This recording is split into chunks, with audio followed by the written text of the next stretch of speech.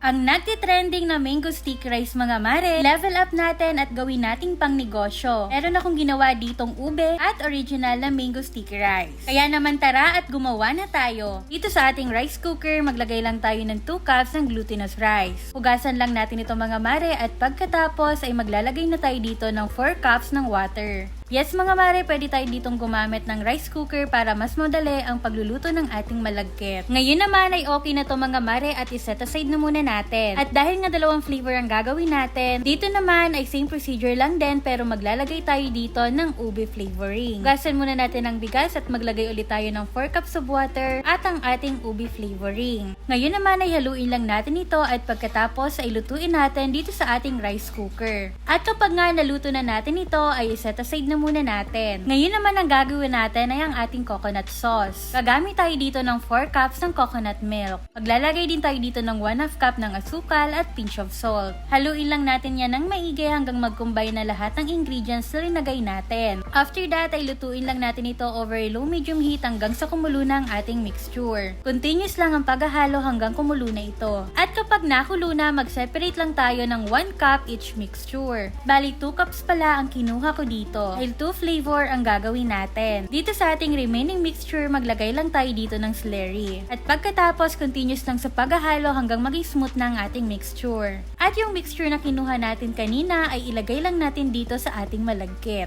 At pagkatapos, continuous lang sa paghahalo hanggang mag-combine na itong ating coconut sauce dito sa ating malagkit rice. O diba, napakadali lang nito gawin. Same procedure lang din ang gagawin natin dito sa ating ube flavor na malagkit. Gawin mo nga itong pang negosyo ngayong darating na Pasko at tsak talaga akong marami nitong mag-order sa'yo. Masarap na at hahanap-hanapin mo talaga. After natin mahalo itong ating malagkit ay handa na natin ang ating 420 ml na plastic container. Linagyan ko nga ito ng banana leaves mga mare para maganda naman ang presentation natin. Yes, pwede nyong gayahin ang design na to. At bali each cup pala mga mare ay naglagay lang ako ng 2 scoops. After natin malagyan ay kailangan i-flatten lang natin ito. Nalagyan na natin lahat ng cups mga mare at ngayon naman ay itong ube flavor. Same procedure lang din to mga mare, naglagay lang ako ng 2 scoops each cup. I-flatten lang natin yan mga mare at lagyan na natin lahat ng cups at kapag nalagyan na natin ito, pwede na tayo maglagay ng coconut sauce sa ibabaw. Maglagay lang tayo dito ng saktong amount lang ng ating coconut sauce. Lagyan lang natin lahat ng ating cups. Napakagandang negosyo to mga mare lalo na ngayong darating na Pasko. At syempre hindi yan kompleto kapag walang mangga. Kailangan na hinog na mangga ang gagamitin natin dito. At pagkatapos, ikat lang natin ito into cubes. At para mas mabilis nating makuha ang ating mga mangga ay gumamit ako dito ng baso. Kagawa nga tayo dito ng 10 pieces na mango sticky rice.